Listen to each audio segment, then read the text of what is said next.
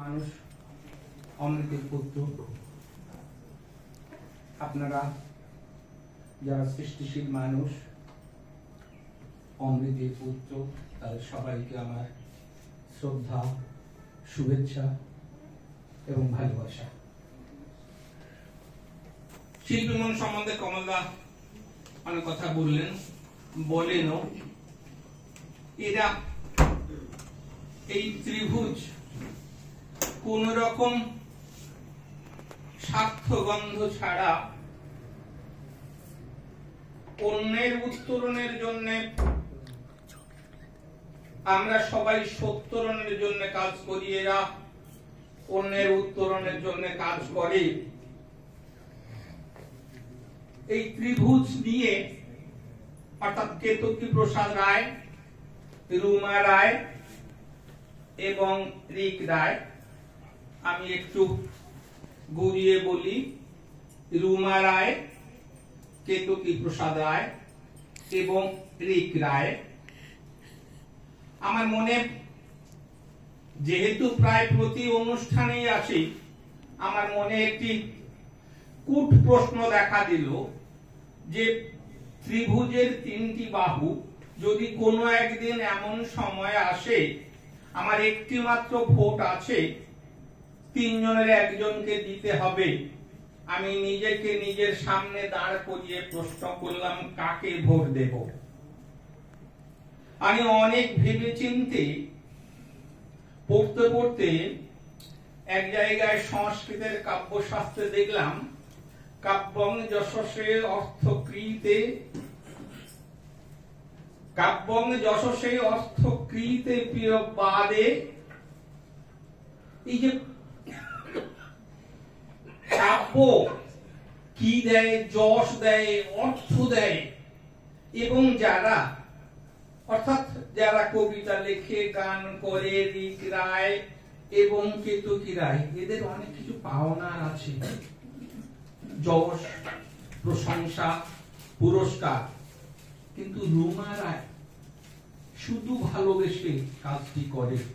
সেজন্য আমার বিচারে যদি কোনো একদিন এমন দিন আসে যেদিন নাকি তিনজনের একজনকে ভোট দিতে হবে, যেহেতু রুমা রায় শুধু ভালোবেসে, শুধু আনন্দের খাতিরে অনুষ্ঠানে সর্বতোভাবে থাকে, আমি এই আনন্দমার্গীকেই ভোট দেব।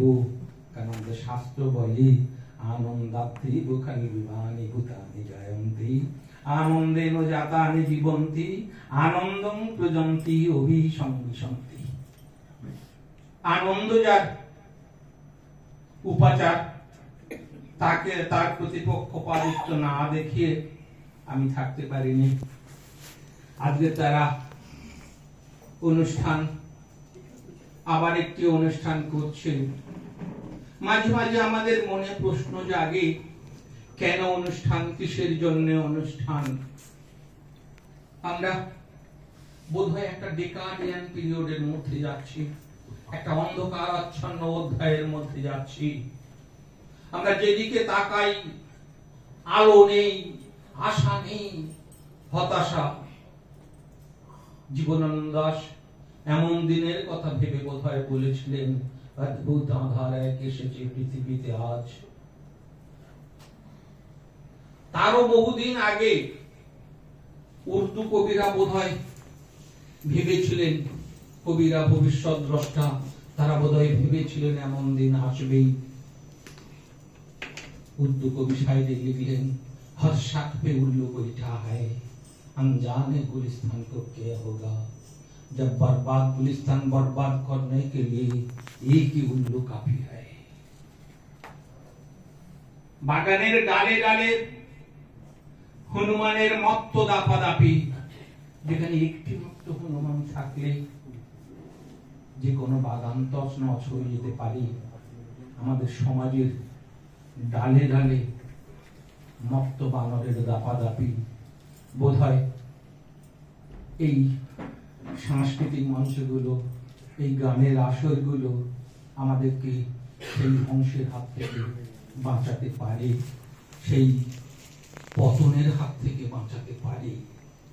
আজকের ভজনের আসর, আজকের গানের আসর। গানকে বলা হয় নচ বিদ্যাৎ সঙ্গীতাৎ পরম, অর্থাৎ সঙ্গীতের থেকে আর বড় বিদ্যা নেই। কেন বলা হয়? বলা হয় সঙ্গীতই একমাত্র পারে পরাশক্তির সঙ্গে অপরাশক্তির সংযোগ ঘটাতে, ভক্তের সঙ্গে ভগবানের মিলন ঘটাতে, ইষ্টের সঙ্গে তার ভক্তের মিলন ঘটাতে। আমরা যদি দেখি, রবীন্দ্রনাথ সম্বন্ধে নন্দিনী বললেন আমি রবীন্দ্রনাথ নিয়ে কিছু পড়াশোনা করি। মুজতবা আলী বলেছিলেন রবীন্দ্রনাথ বোধ হয় অতীন্দ্রিয়ের সন্ধান পেয়েছিলেন। আল্লাহ ভগবান যাই থেকে থাকুন, তার অস্তিত্বের সন্ধান তিনি পেয়েছিলেন। তার এই গান, তার আত্মনিবেদন, তার গান তার চিত্তের নিবেদন। তিনি গান থেকে ক্রমশ নিজেকে ঈশ্বরে আত্মসমর্পণ করছেন। নয়ন সমকে তুমি নাই, নয়নের মাঝখানে নিয়েছে ঠাঁই। জীবনের প্রাথমিক পর্বে তার মধ্যে একটা দোলাচল ছিল আত্মনিবেদন করতে গিয়ে। তিনি বলছেন নয়ন সমকে তুমি নাই, দেখতে পাচ্ছেন না, মাঝখানে এসে তিনি মাঝে মাঝে দেখতে পাচ্ছেন। মাঝে মাঝে তব দেখা পাই, চিরদিন কেন পাইনি। ক্রমশ তার আত্মনিবেদন এগুচ্ছে। একেবারে অন্তিম পর্বে এসে পরা প্রকৃতি এবং অপরা প্রকৃতির প্রায় মিলন হলো। তাই তোমার আনন্দ আমার পর, তুমি তাই এসেছো নিচে। রবীন্দ্রনাথ ঈশ্বরের সঙ্গে মিলিত হতে চললেন।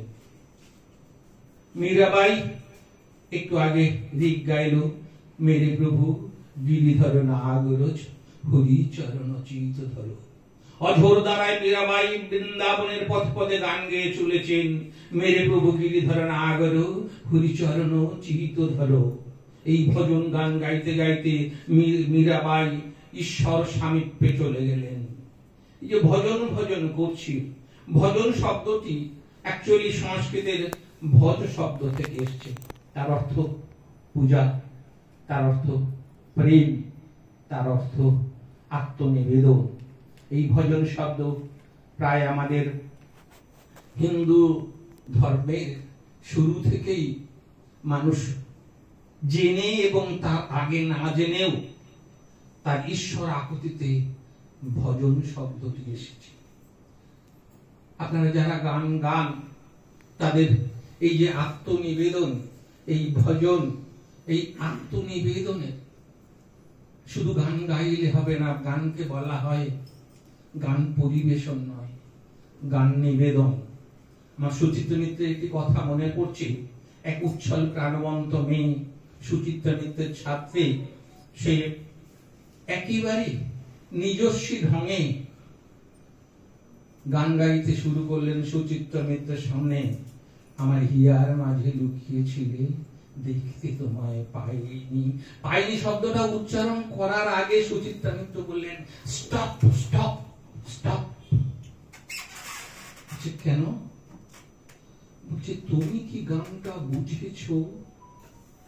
তোমার যা ক্যারেক্টারিস্টিক্স, তাতে তো তুমি এই গানের অর্থ বোঝো না।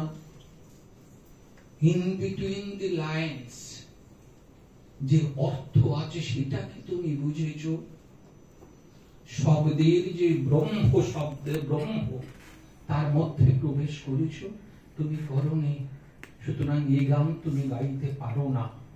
এই গানের যে শব্দ ব্রহ্মে, সেটা তুমি প্রবেশ করোনি। এই গান তোমার গাওয়ার অধিকার নেই। একজন মস্ত গান গাওয়ার শেষে একজন গিয়ে তার পায়ে হাত দিয়ে বললেন, আমি যদি আপনার মতন গান গাইতে পারতাম, আমি জীবন দিয়ে দিতাম। গায়ক তখন মৃদুস্বরে বললেন, বাবা আমি তো জীবনই দিয়েছি। জীবন দিলে তবে ভজন গাওয়া যায়। বেগম আখতার বললেন, গান গলে সে নেই, দিল সে গায়া যাতা হয়।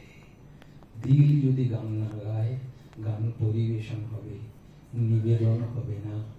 এবং আমরা যারা গান করি, আবৃত্তি করি, কবিতা পাঠ করি, সেখানে রূপনাথকে মনে রাখতে হয়। আমার রূপ না পোড়ালে, গন্ধ কিছুই না ঢালে। শিল্পী, গায়ক, তাদের কাছে শ্রোতা, পাঠক হচ্ছে ভগবান। তস্মিন তুষ্টে জগৎ তুষ্ট। শ্রোতা, পাঠক, ভক্ত যদি তুষ্ট না হতে পারে, কোনো পাঞ্জাবি, কোনো শাড়ি কোনো কাজে লাগবে না। দিনের শেষে, গানের শেষে, অনুষ্ঠানের শেষে শ্রোতা, পাঠক যেন বলতে পারে, তোমার গৌরবে গৌরবে নিহাম, রূপসী তোমার রূপে।